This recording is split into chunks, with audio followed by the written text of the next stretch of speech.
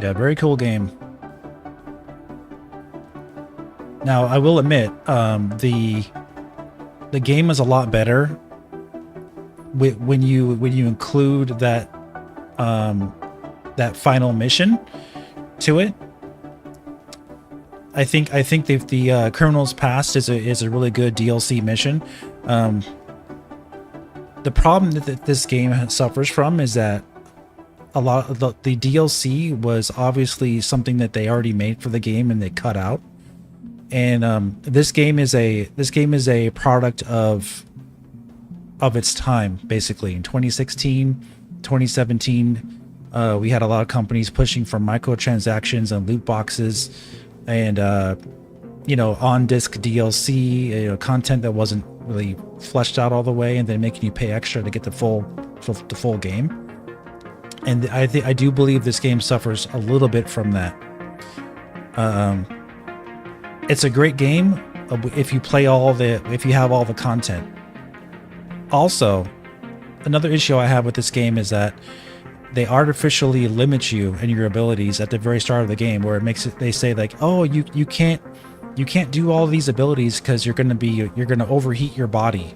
And in Deus Ex Human Revolution, there was none of those limitations. You had the ability to upgrade whatever you wanted to upgrade. On top of that, they made the game shorter to make it so you couldn't upgrade everything. Basically, there's no way I could upgrade everything in my first playthrough. You could see that as good or bad. Like, if you really loved the game, you would want to do New Game Plus, which will allow you to then get the rest of the upgrades. What they also did is they gave you the option to purchase Praxis kits with real money. That's really bad, because they made the game shorter and then say, hey, if you want to upgrade everything, here's your Praxis kits you can purchase with real money, and then you can unlock everything right away. There's no way I can actually upgrade everything in my first playthrough. It seems impossible to me. And then there's 3 DLC missions, which is everything that the game offers. The DLC mission that we played was in chronological order. You play it after the main story is done, and you get the prologue and the epilogue, basically.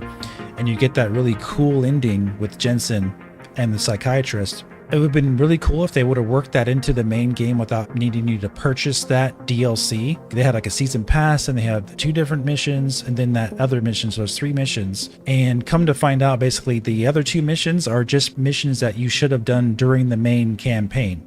So if you go and do these other missions they have, it takes you back to the main story, like stuff that you've already done, and it places you back in Prague, and you're doing the missions there. Basically just like more missions from the same area, which is obvious that it should have been there since the beginning, and they took it out purposely. So yeah, I have to knock the game down a few points for that. I don't think this was anything to do with the actual developer's fault, though. This was something that Square Enix chose to do with the game, and that was a bad choice, because the actual main game itself feels like it's missing a little bit of content, right? We got it through it really quick, and I was taking my time too. I wasn't rushing through it or anything. It was like 22 hours to beat the main story, and then we added another 6 hours or so for the DLC mission. Because if you recall, Human Revolution was a full experience. You had no limitations like that. It wasn't artificially being limited. Like, oh, Jensen, your body can't take all the upgrades. You're just not going to be able to do them. And then after you unlock the ability to have all the upgrades, then you notice more so that you don't have any time to get them, which means that, hey, if you want to have all the upgrades, you can spend more money and get them. And it's just really sad that it had to come down to that type of interference from a publisher to make them decide to pull content and lock it behind paid microtransactions, turn content that should have been in the game normally into DLC. Yeah, so here's the in-game shop, guys. You can buy credits with real money. So buy money with money. This is like one of the worst things you could do in a game, is buying money with money, and buying in-game money with money. Look at that. It's crazy. And then here is like one of the worst things too, obviously, 10 Praxis for $7. So like, to get all the unlocks in the game, probably I would need at least 20 more Praxises, I think, in my character, maybe more. I would need to spend at least like $20 more, $21, right? So yeah, 5 Praxis, 10 Praxis. But look, if you spend $7, you get a better deal to get the 10 instead of $4 for 5, guys. It's a $1, you know, you save $1, and you can buy weapons too. Like this is really bad. They should have never done this. You know, games like Cyberpunk 2077, even that game has very, very, very little paid like extra content. It has the coming expansion. That's a full expansion. It's coming out 4 years after they release, or 3 years after the release of the game. But like all the in-game stuff you can actually unlock in the game itself in Cyberpunk. So this was a huge mistake. Yeah, and these Jensen stories, you know, having to actually buy content that was already in the game, it's just really bad. To experience the entire game, you had to really purchase more content than what you should have. Plus, they artificially, it seems like the Square Enix encouraged them to lock your abilities in some way, so the developers are actually forced to cut down the amount of praxis you were able to get, and to basically shorten the game. And in order to do that, they had to actually limit your abilities as Jensen in the first half of the game, and then give you no time to unlock the rest later. So yeah, so those are like the main issue I have with the game right there. The second issue I have is there wasn't really any bosses in this game. Like if you recall Human Revolution, we had like at least 3 bosses, right? We had like 3 big main bosses. No, we had 4, at least 4. I remember 4. And those are really cool, really fun bosses. This game only had 1 boss. You can kill him with sentry guns from remote. That was kind of disappointing. It seemed like it's just a lot of things that they probably were cut out of the game. I bet you they had all kinds of plans for more bosses. I'm pretty sure they did. In comparison to Human Revolution, it feels like they had more of a plan to have, you know, certain bosses for you to kill, which was cool. So if you're not gonna have any bosses for the entire game, why not just not have any at all? Why just have 1 boss at the very end? You're playing the entire game without fighting any bosses anyway. Putting a boss in at the very end of the game at that point seems kind of strange. You know what I mean? Like usually these games give you an idea of how to do a boss fight early on. Just like with any game, they give you like an easier boss, a harder boss, and then you got the final boss. But this game, they give you nothing, and then they give you a final boss, and that's it. So I do think that's a little disappointing. Plus the mission system is a little wonky, but like the way they did the map was kind of cumbersome, kind of confusing. Basically, it just wasn't like other games, really. The way they did waypoints, you couldn't set your own waypoint.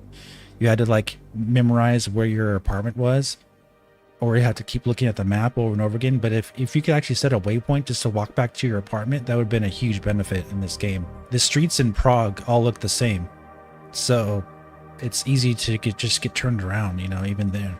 Despite of those things, this game is awesome, guys. It really is.